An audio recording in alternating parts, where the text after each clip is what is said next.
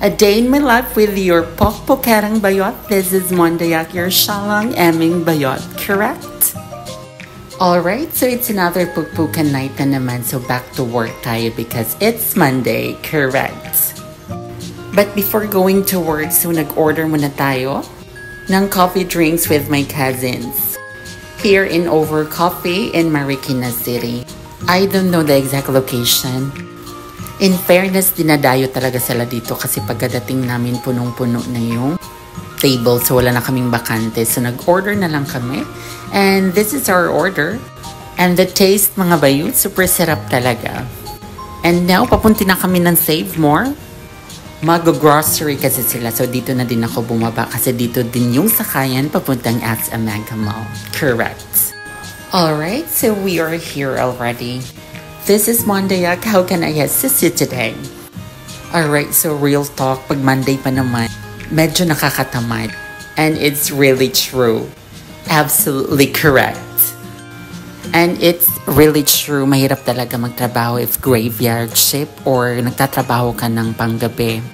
Mas maganda kasi yung tulog pag gabi kaysa natutulog ka ng umaga. Minsan hindi sapat yung tulog mo kasi nadidisturbo ka or hindi ka makatulog talaga. And yes, that is absolutely correct. Kasi nagbo-boarding house ako, so minsan talaga yung kasama mo maingay or minsan din may ginagawa sila so nadidisturbo ka. And there you go, Mondayak is here. So para tayong nagbakasyon, ang dami nating mga bitbet, mga bayot. Galing kasi tayo sa Marikina and it's time to retouch. Alright, so medyo ngarag tayo. And time check, 15 minutes na lang. Retouch muna, so I'm using Maybelline Fit Me Matte Poreless Powder Foundation. It has SPF 44. So perfect siya sa mukha. So medyo siya lang eme yung mga gamit natin. For my brows, I'm using L'Oreal Paris Infallible Brows. So may kasama na siyang parang brush. And it's color dark brown. Perfect na perfect talaga sa eyebrows natin. Correct. Alright, so next is I am using BYS blusher and it's Rose Quartz.